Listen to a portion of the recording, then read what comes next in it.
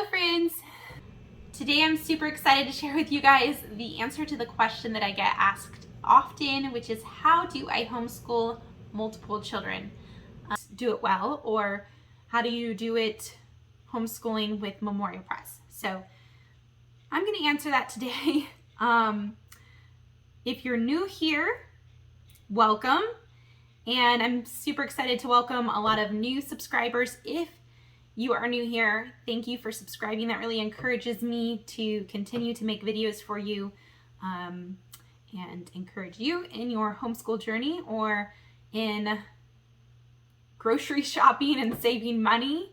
So hopefully my videos are an encouragement to you, as well as a lot of other people's videos are encouragement to me as far as their grocery hauls help me kind of figure out what I'm going to buy, or their homeschool videos that help me as well. So hopefully, sit down, have a cup of coffee with me, and we're going to talk a little bit of homeschool today. So like I said, if you're new here, my name is Lisa and I am a homeschool mama of 5. I am not an expert in homeschool, and I don't think that I do it perfectly in any way. So we just finished our 7th year of homeschooling. I have several children I have a couple children that have dyslexia and a couple that have ADHD, or we haven't technically been, had a diagnosis or anything like that, but I had dyslexia, and I'm pretty sure there's some ADHD that runs in the family as well. And so that is kind of how we've gone about that. I can tell which one of my kiddos need extra help in certain things. So, so basically, what I want to start with is I can't do it all, and I can't do it perfectly either. I am not a perfect person, and so the thing that I always try to remember is how to start my day. To be honest, I need to start it in God's Word, and if I don't always do that, I do make sure that I have about 30 minutes to an hour of quiet time after lunch. And that is my time to just make sure that my cup is full so that I can continue to fill up my kiddos' cups. So that is the most important thing with homeschooling multiple children is I make sure that I spend my morning before we start in prayer so that I can be patient and gentle and kind with my kids and have patience with everybody as I am training them in chores and training their little hearts and attitudes and teaching them as well. So it's a continual thing. So my goal for this next year is to make sure that I get up early enough to read my Bible and maybe a devotional or something too. So reading my Bible in the morning, and this devotional has been super good lately. My mother-in-law gave this one to me. It's called The Well-Watered Woman. So if you should check this one out. It's really good. So just make sure you're being watered well so that you can teach your children well. So that is super important to me, and it's very, very refreshing to me and helps me to continue to teach all of my kiddos. So let me just kind of go through. I think I'm just going to kind of go through and kind of tell you guys how our day goes, and hopefully that will be helpful to you. I kind of made an outline so that it will be a little bit easier. I have actually done a video on homeschooling multiple children with Memorial Press, but I'm going to try to just kind of make it more general this time. But using Memorial Press is a classical Christian education curriculum, and it is rigorous, and it does take up more time than most homeschool curriculums. So that is what we chose to do. So when we start our day, I really try to make sure that we teach chores because we are here every day. There are 7 of us living in this house. There are 7 of us, and so there's 7 people dirtying up the house. And so it's really important that we have chores down so that everybody is continually doing chores throughout the day. Otherwise, our house gets a little bit chaotic and crazy and dirty. And so what I tend to do, and I'm going to show you what I did. This is a really rough thing. So I actually just like to write up the chore chart because I haven't found a chore chart that I really like as far as printing it out or something like that, because a lot of chore charts are for people that just have their kids in the evening, but we have them all day long. So I really like having the chore chart as morning, noon, and then evening, and then a daily chore. So I'm going to show you kind of how I do that. But listen, like, I have tried lots of different chore charts and they just haven't worked for our family. So something that works for me may not work for you. So you're not me, I'm not you. Your family is not mine. This is my family, but this is how we do it. And sometimes I find things that are actually really helpful from other. That's kind of how I do it. We have morning chores, which are, I do it like after every meal, we do our chores. And it really helps me to remember it. It helps the kids to remember to get into that schedule. So we have morning chores after breakfast, after lunch, and after dinner. And then down here, it'll say on the noon ones, daily chore. And so those are things like, I even add in like things like certain days for them to do their laundry, or certain days for them to take their shower or bath, or to cook a meal. So they take turns cooking meals because that's kind of an exciting thing for everybody, to cook a meal. So that way we don't fight about it. But I just laminated this. It's very rough. My handwriting is very rough on this. It's just to kind of test it out. So honestly, it's always changing because my children will get older and then they need different chores. The little ones can start doing more. And so it just kind of, it's kind of changing often. So I just choose to do it roughly like this. And then I have a ribbon across the wall that I hung up.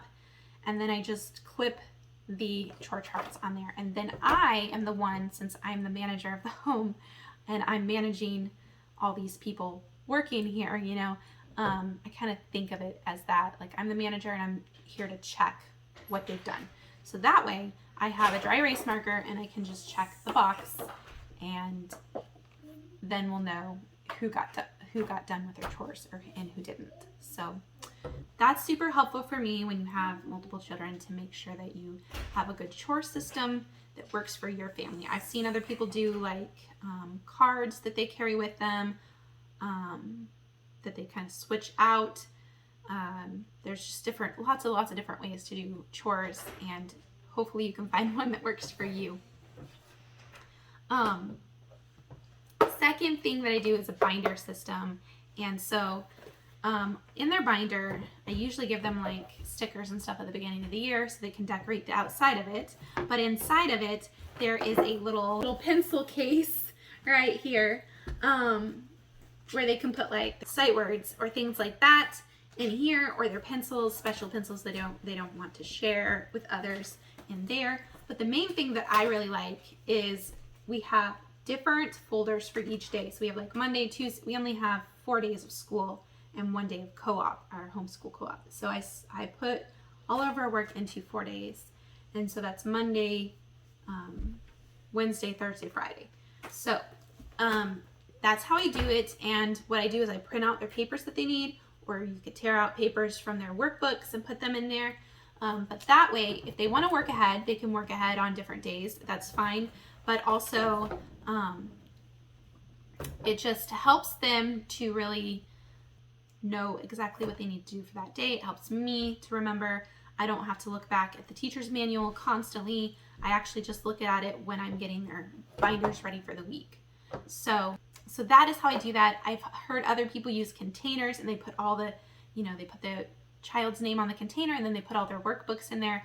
That's another way you could do it as well. So that way you organize each child's work, since, if you're homeschooling multiple children, they have different work. So reciting. So for Memoria Press, we do a lot of reciting, and this could be something different for you. That might be reciting, if you don't use Memoria Press, you could be reciting math facts. You could be reciting Sight words, you could be reciting capitals, states and capitals, or something like that, which is some of the things that we do within Memorial Press. And honestly, my kids have learned a lot by recitation each morning. So it's important to us. And what I do is in the back of the book, in the back of the manual, it has weeks of your recitation. So here, let me see if I can show you. So each one has like this week one's recitation. So we recite this every morning. They recite things like recite the alphabet or how many letters are in the alphabet, those things. But I try not to do more than 6 weeks at a time. So if I started here for week 1, then week 2 we do these, week 3 we do these, 4, and then 5, and then 6. And so if they've mastered stuff, we'll go ahead and take that out and just review it every once in a while. But I only do 6 weeks at a time, no more than that. And just kind of start over once I get to 6 weeks, then we'll start over again with 1 week, 2 weeks, that kind of thing. So it's really helpful to do it that way. That way your recitation doesn't take forever or all morning. It just doesn't work for us to do more than that. So as they get bigger though, they do a review box, which is like this, and all those flashcards that you get with Memorial Press. So if you only do a little bit of Memorial Press and you have flashcards, in the teacher's manual, there's a thing called the review box. And you organize their flashcards in here. This is really, really helpful. So if you have learned you just learned something from a certain subject, I have all the subjects back here, then you would put it into your daily recitation. And then once they've kind of started to learn it or they've mastered it, you can move it back to like a certain day, just recite it on that certain day. Then you move it back to the days of the month and just, randomly review that. So that way you're not reciting a ton of flashcards all at once. It really is just it's a really good system. So that is very helpful for organizing flashcards. So even if you don't use all of Memorial Press, I would suggest this system for reviewing your flashcards. The next thing that I would say would be our enrichment. So they even suggest this within Memorial Press, but even for if you don't use Memorial Press, you can do this as well. But for enrichment, they suggest only doing one enrichment. So for like kindergarten or preschool through 2nd grade, we pick one enrichment for that, and then we do one thing for the older grades, for my older grades. So that's been a little bit different because I have been wanting to get some of the older kids into all their stuff. So, but this year we're going to do 2nd grade enrichment. That's all we're doing. And their enrichment is like their history and culture, science, art, music, poetry. So we only pick one and do it with everybody instead of having like one for each child type of thing. So you should definitely do that. Pick those things to do together. And everybody will enjoy them and learn something, I'm sure. So, and also your read alouds. Don't expect to be doing the read alouds for 2nd grade plus, 1st grade plus kindergarten as well or something like that. Just pick one read aloud set and do that together. I have chosen to do the read aloud set for 2nd grade and then older kids read it loud set as well because I'm now reading chapter books to them. So that's a little bit different, and I just make it work. Sometimes we do our read alouds during lunchtime a lot of times. So when they're busy eating or something, I'll do their read alouds, or even for the little ones, I might do their read alouds before bed or something like that. So that is how we do our read alouds, and everyone enjoys read alouds, even me. Sometimes if I am sick or we've had a new baby or something like that, we've done a lot of audiobooks. Audiobooks are fantastic. You can find a lot of them, and it's been very helpful to me. And just don't expect to do all the extra stuff if you just have a new baby either. Be okay with just doing the basic things like arithmetic, Latin, and reading, or something just writing. Those simple things don't add in a ton, you know. You don't need to do all the science. You don't need to do all those other things. They can maybe learn some of those things just by doing them with other people, going out and doing something else with grandparents or something like that. So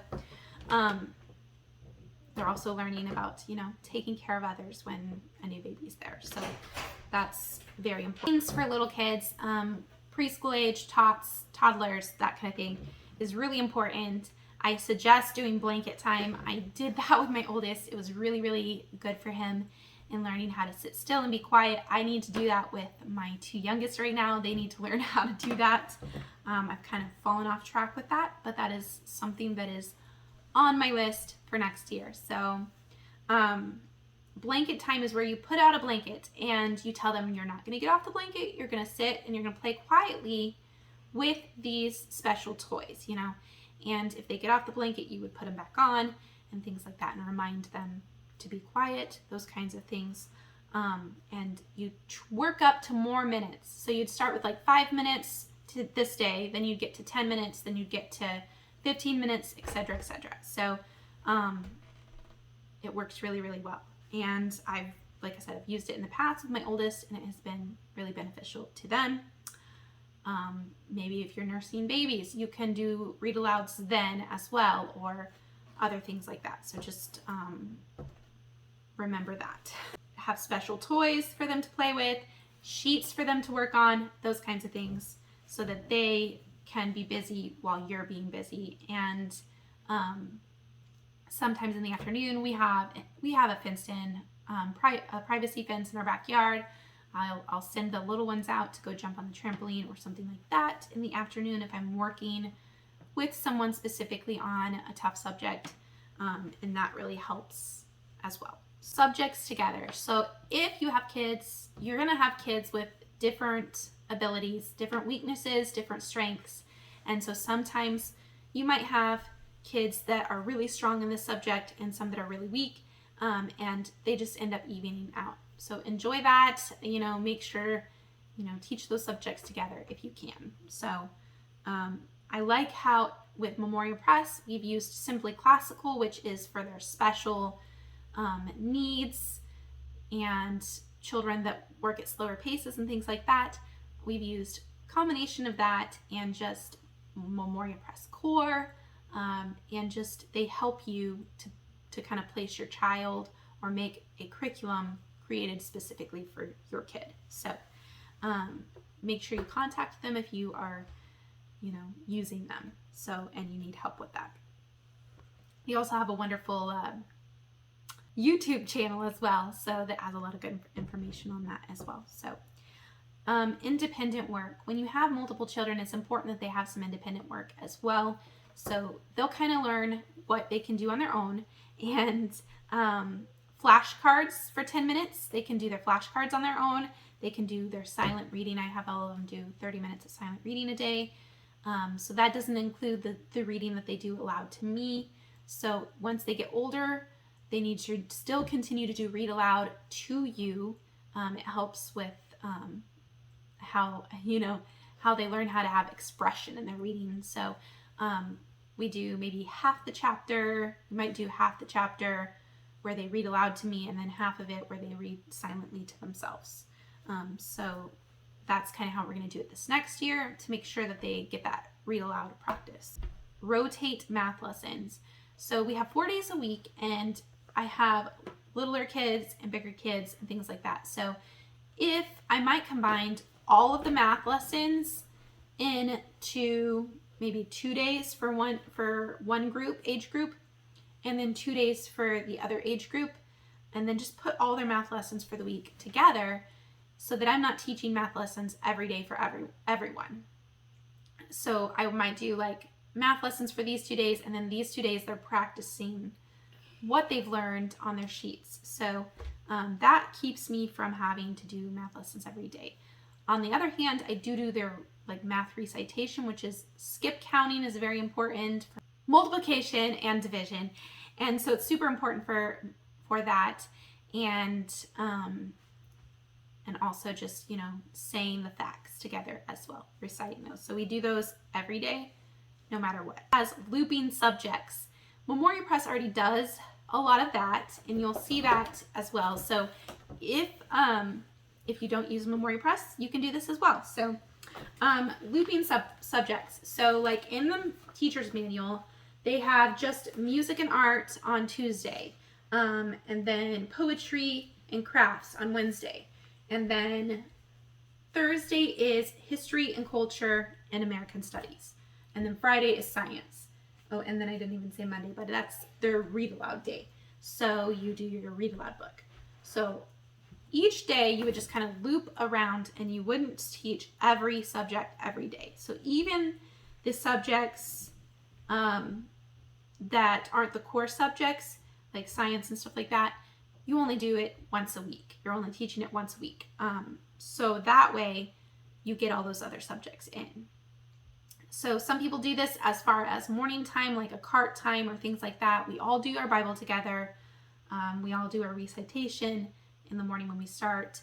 And so we also do some of our looped schedules, some of our looped subjects, like I might show them the art picture. So this is what the Memorial Press art selection looks like. You'd look at the art piece for the week, talk about it, and that is what that looks like. So that makes things a lot easier, and we get a lot more important subjects in, but subjects that don't need to necessarily be taught every day. Next, when there's a tough season. I have done this a billion times when we've had a family member pass away, or a new baby and things like that, where we've just gone down to those main subjects. And so I just want to remind you to, do that and not feel bad about that.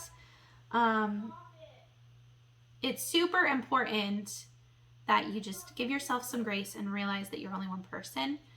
Make sure you give yourself some time to, make sure you're well watered and that you're not doing too much. If there's just a tough season, be okay with that tough season and then get back to it when that tough season is over. I just wanted to encourage you guys today, and I hopefully I gave you some tips on how we do it that are helpful. I plan on doing a homeschool, like preparing for the new homeschool year series coming up in the maybe July, I'm thinking. So if you have certain subjects that you would like me to talk about during that preparing for the new homeschool year series in July, let me know down in the comments, and let me know if there's anything that was helpful to you, or any videos that you'd like to see on homeschool. So I can't wait to talk to you guys in the comments below. Go ahead and subscribe if you enjoy large family grocery hauls and homeschool content as well. And I will talk to you guys again soon.